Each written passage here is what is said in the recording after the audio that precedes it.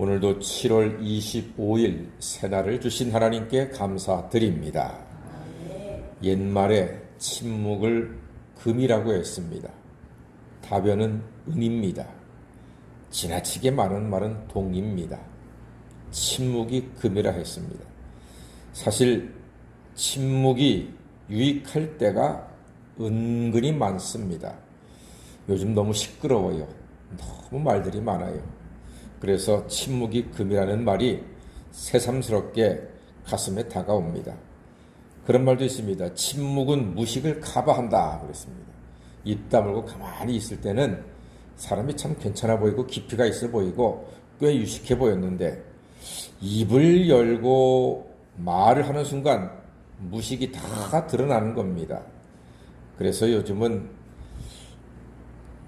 입 다물고 가만히 있는 사람들이 왠지 더 있어 보이고 더 아는 것처럼 보이고 더 괜찮아 보이는 그런 시대가 되었습니다.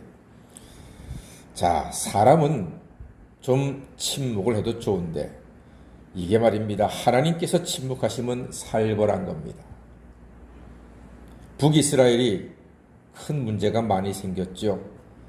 므나헴이 10년 동안 통치를 했고 그동안 여로보암의 죄를 짓게 백성들을 우상 숭배로 인도했지요.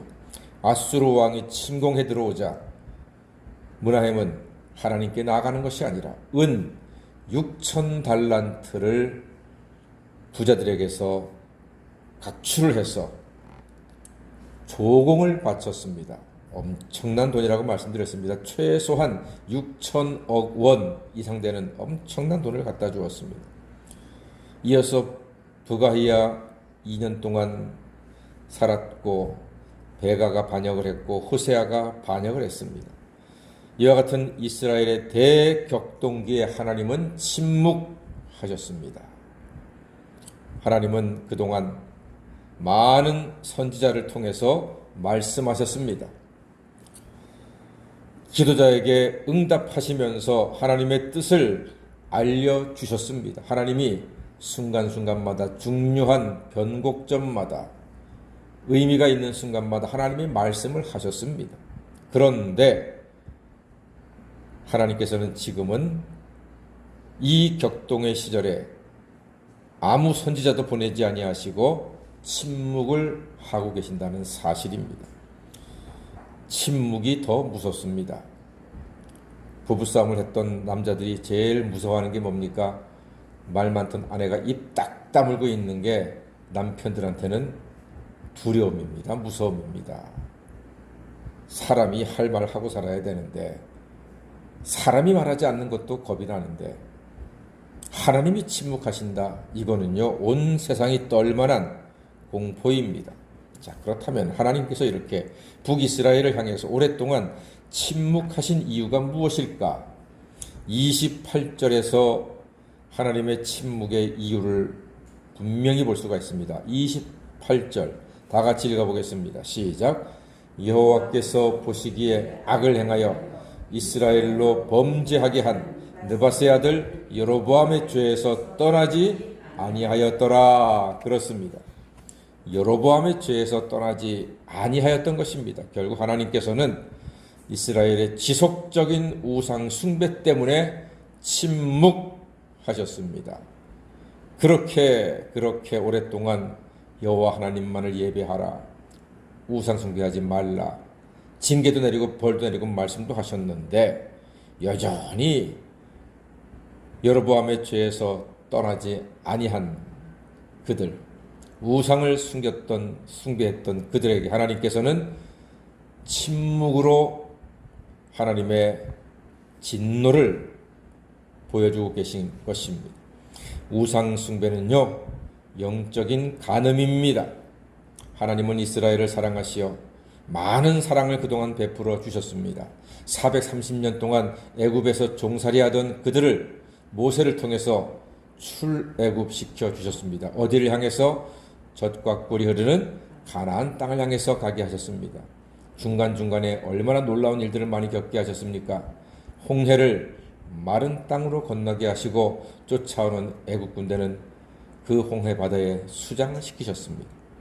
그리고 마라의 쓴 물을 만났을 때 단물로 바꿔주셨고 엘림에서의 안식을 주셨으며 낮에는 구름 기둥으로 밤에는 불 기둥으로 그들의 길을 인도하셨고 추위와 더위도 막아주셨습니다.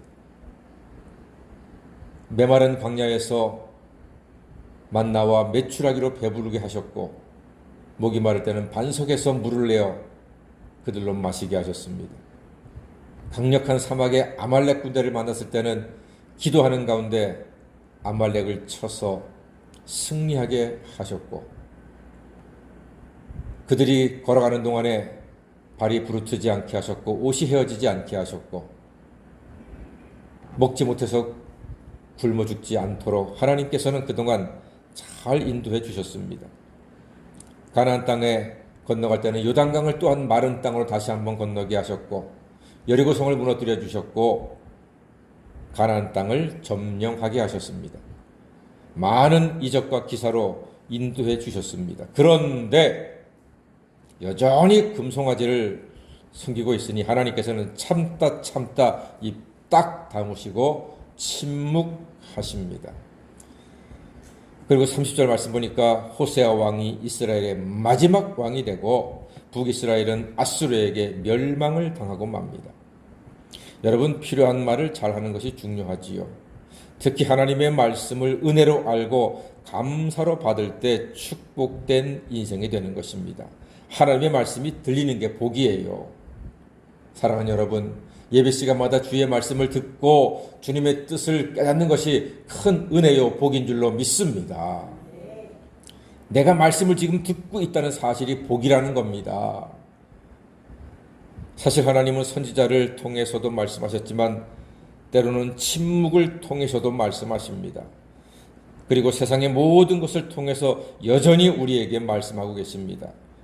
혹시 요즘 하나님의 말씀이 잘 안 들리십니까? 하나님이 내게 침묵하신다고 생각하십니까? 그럴수록 더욱 말씀을 읽고 기도하고 하나님께 찬양하며 영광 돌리는 삶을 사셔야 합니다. 더욱 하나님과 이웃을 사랑해야 합니다. 사실은 항상 모든 것을 통해서 말씀하시는 하나님이십니다. 하나님은 침묵하지 않으십니다.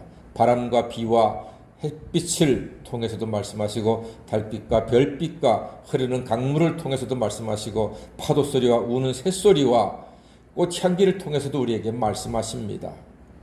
모든 것을 통해서 말씀하시는 하나님, 하나님의 뜻을 깨달으시고 이 험한 세월을 믿음으로 하나님의 도우심으로 잘 감당하시고 이겨내시는 복된 성도가 되시기를 주의 이름으로 간절히 축원합니다. 아멘. 기도하겠습니다.